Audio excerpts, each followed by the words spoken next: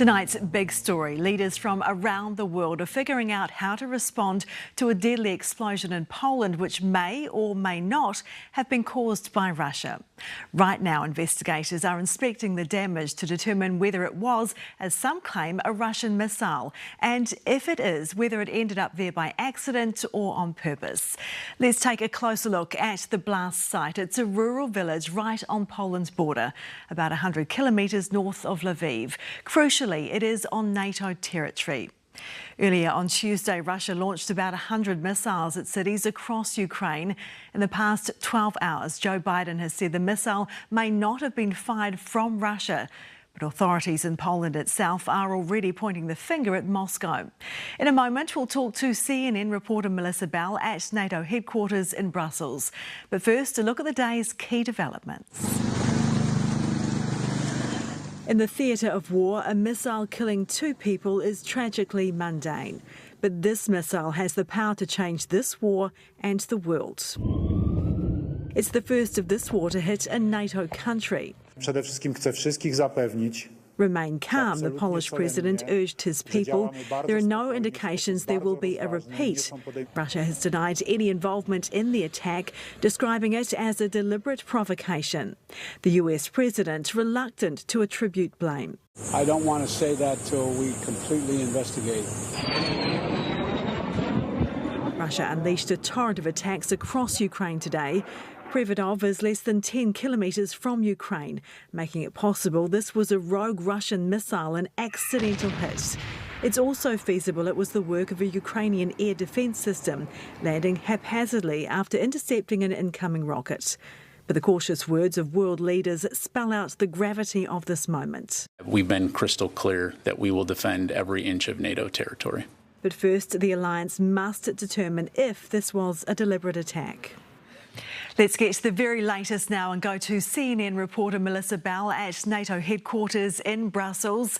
Hi there, Melissa. Thanks very much for joining us. Are we any closer to figuring out where this missile came from? For the time being, Ingrid, still no information on where it was launched from. All that we do know is that it is a Russian-made munition, which, of course, are the kind of munitions that are used both by Russia and Ukraine as former Soviet states. We don't know who fired it. We don't know from where it was fired. And, of course, these are some of the crucial questions that are being looked at here at NATO headquarters. A meeting has just gotten underway, an emergency meeting that brings together the 30 ambassadors of NATO to discuss this particular issue. And the first thing they're going to be doing in that meeting, Ingrid, is looking at exactly that. All of the intercepts, all of the information that they can get, the intelligence that will help them work out together exactly what they think happened and who launched this particular missile. That, of course, will then inform the next decision.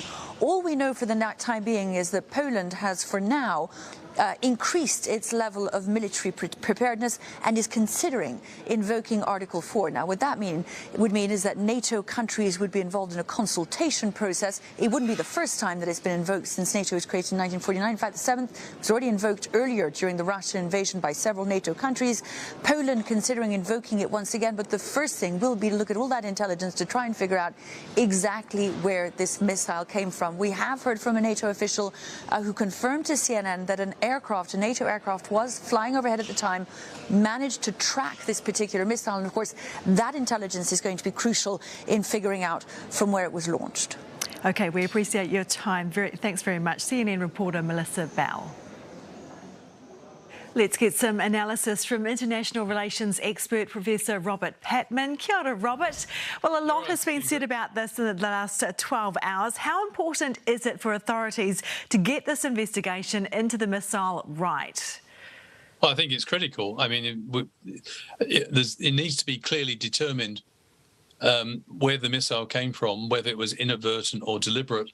And also, whose missile did it belong to? Joe Biden has said this evening he thinks it may be a Ukrainian missile, which suggests that the Ukrainians may have fired a missile in trying to defend what was a massive missile attack.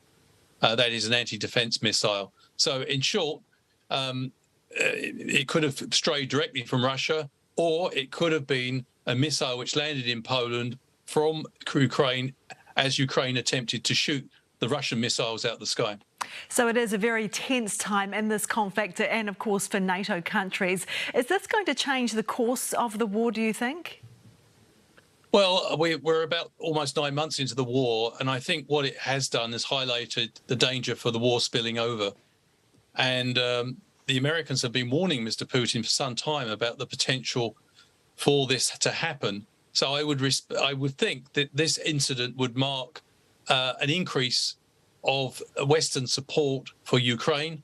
The Ukraine has been asking for more sophisticated air defense systems, something which would close their window of vulnerability to these massive missile strikes. I mean, it shouldn't be forgotten that this whole episode was indirectly or directly the result of a massive missile attack on Ukraine's civilian infrastructure, involving power, heating, and water.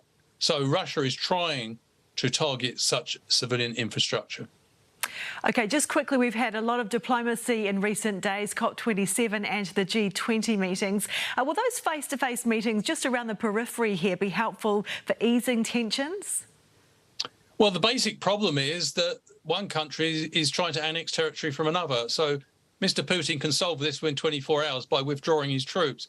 I actually think after this recent episode and the possible escalation, the scope for diplomacy has actually narrowed. I don't think the Ukrainians are in any mood to give up territory to an invading force from Russia. OK, thanks very much for your thoughts tonight. Thank you.